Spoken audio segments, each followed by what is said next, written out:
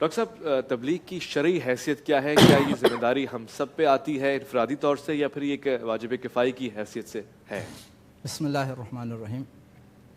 تبلیغ ابتدائی طور پر تمام مسلمانوں کے اوپر فرض ہے، اچھا، لیکن اگر مسلمانوں میں سے چند ایک لوگ اگر اس کو انجام دے دیتے ہیں تو پھر باقی لوگوں سے اس کا وجوب ساقط ہو جاتا ہے۔ اچھا، ویسے ابتدائی طور پر سارے لوگوں کے اوپر فرض ہے۔ معاشرے کے اندر جیسے علماء کرام اگر اس فریضے کو انجام دے رہے ہیں تو معاشرے کے باقی لوگوں سے ساقط ہو جاتا ہے، لیکن اس کا مطلب یہ ہرگز نہیں کہ ان سے مکمل طور پر ساقط ہو گیا ہو، نہیں، ان کے اوپر ان کے اپنی حدود کے اندر رہتے ہوئے تبلیغ کرنے کا فریضہ پھر بھی باقی رہتا ہے۔ جیسے ایک آدمی ہے، علماء کرام معاشرے کے اندر تبلیغ کا فریضہ انجام دے رہے ہیں، تو لہٰذا وہ یہاں پر یہ نہیں کہہ سکتا کہ علماء کرام تبلیغ کا فریضہ انجام دے رہے ہیں اب میرے اوپر سے مکمل طور پر ساقط ہو گئے، نہیں، آپ اپنے گھر والوں کو تبلیغ کر لیں، اپنے گھر والوں کو اللہ تعالیٰ کی نافرمانی سے بچائیں، جیسے کہ قرآن کریم کے اندر بھی اللہ تعالیٰ نے فرمایا ہے کہ یا ایھا الذین آمنوا قوا انفسکم واہلیکم نارا،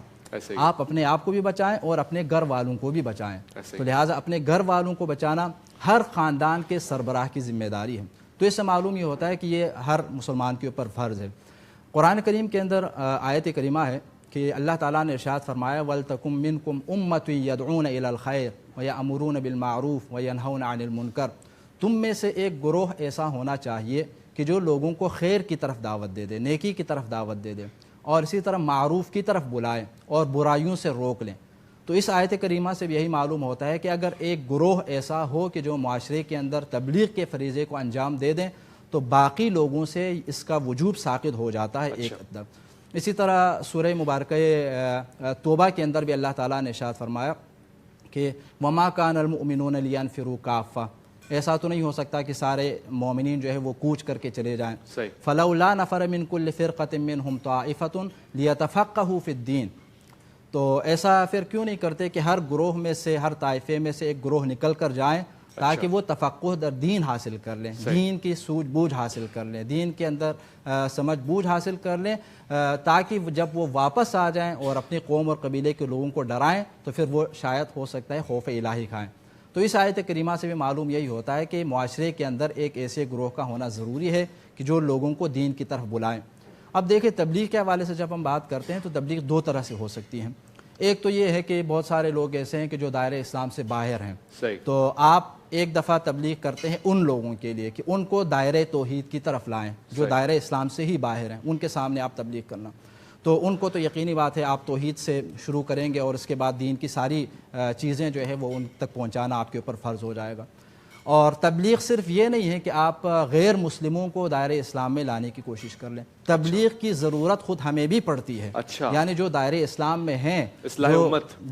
جو امت اسلامی ہے، ان کو بھی تبلیغ کی ضرورت پڑتی ہے۔ جیسے سورہ مبارکہ الحمد کے اندر ہم روزانہ پڑھتے ہیں نماز کے اندر اہدنا الصراط المستقیم، کہ پروردگار ہمیں سیدھے راستے کی ہدایت فرما، یعنی یہ دعا آپ بار بار کرتے رہیں، کیونکہ جب تک ہم دین کی طرف متوجہ نہیں رہیں گے اور دین اللہ تعالیٰ سے ہدایت کی توفیق طلب نہیں کریں گے تو کسی بھی لمحے انسان جو ہے وہ بھٹک سکتا ہے، اور اگر خدا نخواستہ انسان اس اسلام کے راہ سے اگر بھٹک گیا تو پھر وہ خسر دنیا والآخرہ کا مصداق بن جائے گا۔ تو اس لیے جو دائرے دین کے اندر ہیں، جو دائرے توحید میں ہیں، دین کو ماننے والے ہیں، ان کی معرفت کے لیول کو بھی اونچا کرنے کی خاطر، ان کے اندر بھی عشق الہی کو پروان چڑھانے کی خاطر جو ہے آپ تبلیغ کے سلسلے کو جاری رکھ سکتے ہیں۔ اسی طرح کبھی کبھی یہ ہو جاتا ہے کہ ہم دین کے اوپر عمل تو کرتے ہیں یا اللہ تعالیٰ کا اعتقاد تو رکھتے ہیں، لیکن عمل میں کوتاہیاں آ جاتی ہیں، سستیاں آ جاتی ہیں، یعنی انسان غافل ہے، غفلت کا شکار ہو جاتا ہے، اور دنیا داری کے اندر کبھی کبھی ہم اس حد تک غرق ہو جاتے ہیں کہ یاد الہی سے غافل ہو جاتے ہیں، اور اسی طرح اللہ تعالیٰ کے اوامر اور نواہی کی اطاعت پھر چھوڑ دیتے ہیں، یا اگر بالکل نہ بھی چھوڑ دیں تو ان کے اندر سستی کا عمل انجام دینا شروع کر دیں۔ تو اب ان مواقع کے اوپر ضروری ہے کہ ہم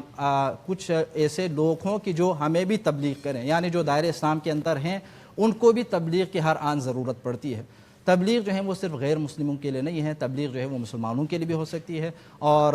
ایمان کے جو مراتب ہیں، ایمان کے مراتب کے حساب سے انسان چاہے ایمان کے کسی بھی مرتبے کے اوپر فائز ہو پھر بھی بہتری کی گنجائش اس کے اندر باقی رہتی ہے۔ تو انسان کو یہی کوشش کرنی چاہیے کہ قرآن کریم کی جو آیات کریمہ ہیں ان کے مطابق ہر انسان اپنے فریضے کو انجام دے دیں اور لوگوں کو